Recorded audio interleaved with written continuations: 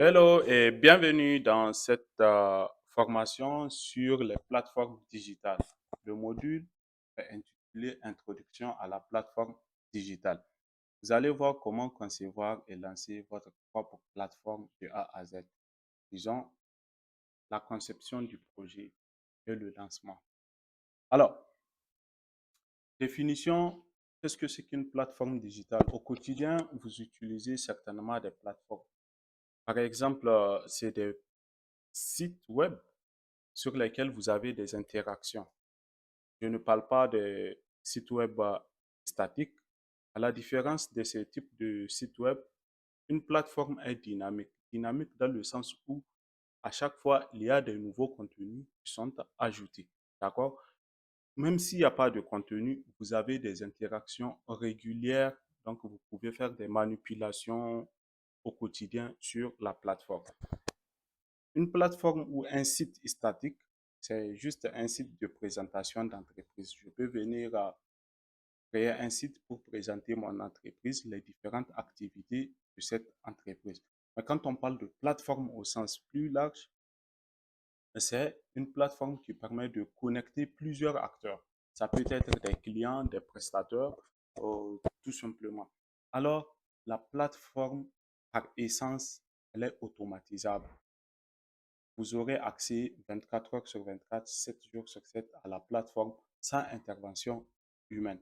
Donc, nous allons voir tout de suite quelques exemples comme Jumia et Amazon. C'est des marketplaces. Une marketplace, c'est un espace où on met en contact les acheteurs et les vendeurs. D'accord? Il y a les plateformes de services comme les Uber, les Fiverr. Fiverr, c'est une plateforme qui permet de mettre en relation ceux qui cherchent des prestataires de services. D'accord?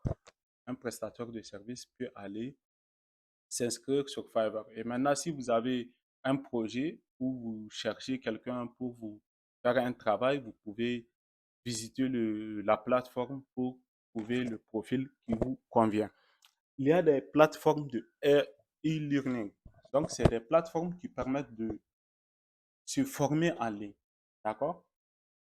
Vous utilisez, je sais que pour la plupart, Facebook ou LinkedIn, c'est des plateformes. D'accord? C'est des réseaux sociaux, on les appelle des plateformes également. Il y a les SaaS, les Canva, les Notion, etc. Donc, un SaaS, c'est Software as a Service, le logiciel en tant que service. C'est là quelques exemples de plateformes digitales que vous pouvez avoir. Comme nous l'avons vu, ces plateformes, à la différence des logiciels, supposons vous utilisez un ordinateur et vous installez un logiciel Photoshop. Si vous n'avez pas accès à votre ordinateur, vous n'aurez pas accès à ce logiciel. Alors que pour une plateforme, quel que soit l'outil que vous utilisez, ça peut être un Android, un iPhone ou une tablette, vous pouvez à tout moment, à tout instant avoir accès à la plateforme.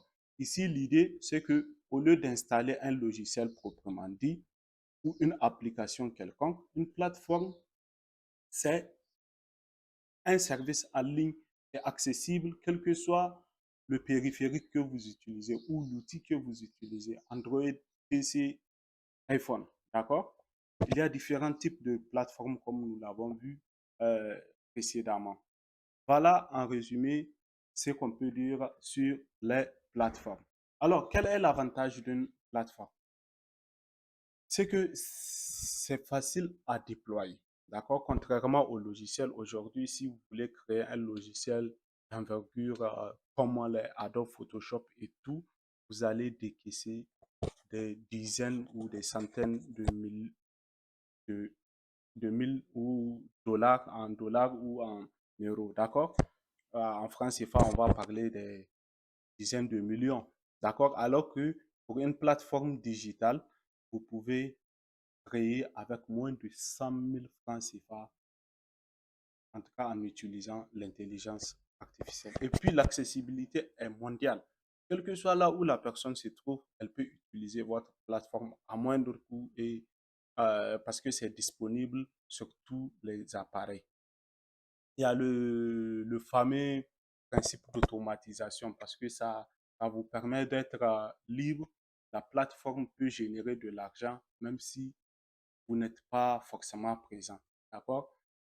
Ça va vous permettre de diversifier vos sources de revenus. Quels sont les enjeux? D'accord? Une plateforme, c'est d'abord apporter une valeur ajoutée.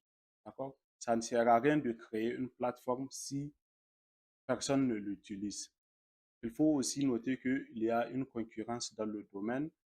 Euh, bon, en Afrique, pas tellement parce que les gens, il n'y a pas beaucoup de créateurs de plateformes en Afrique. Mais les plateformes européennes, elles sont là, il y a beaucoup de concurrence. Si vous voulez vous démarquer, il faut apporter de la valeur ajoutée.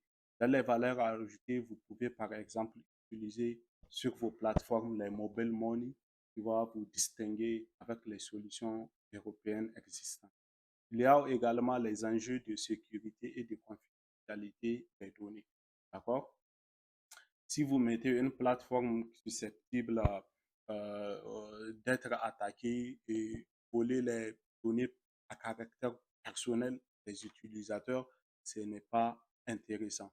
Donc, c'est les enjeux à prendre en considération pour, pour ces genres de plateformes. Alors, nous allons faire une petite étude de cas inspirante. Nous avons easywap.com qui est une plateforme qui permet d'acheter des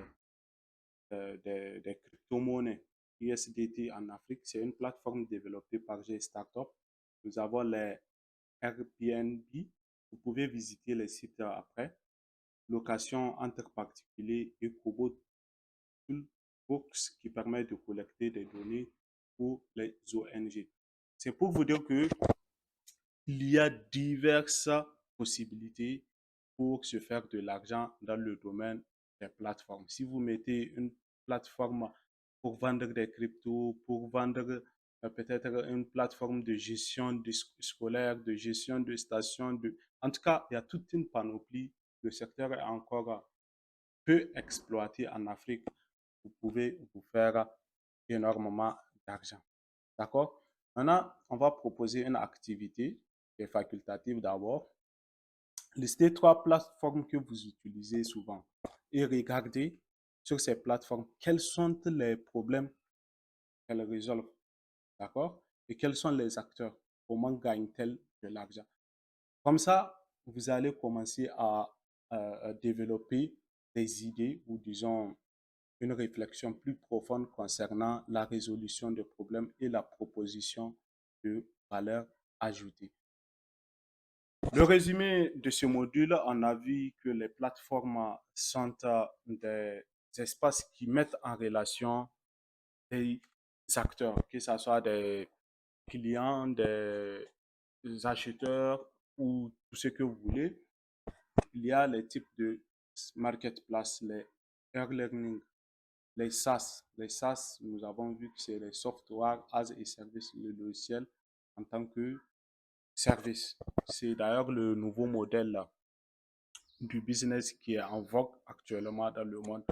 Nous avons parmi les enjeux la validation du besoin parce que ça ne sert à rien de créer une plateforme si personne ne va l'utiliser. Je vais mettre une pause pour faire une petite étude de cas pour vous montrer quelques idées de plateforme.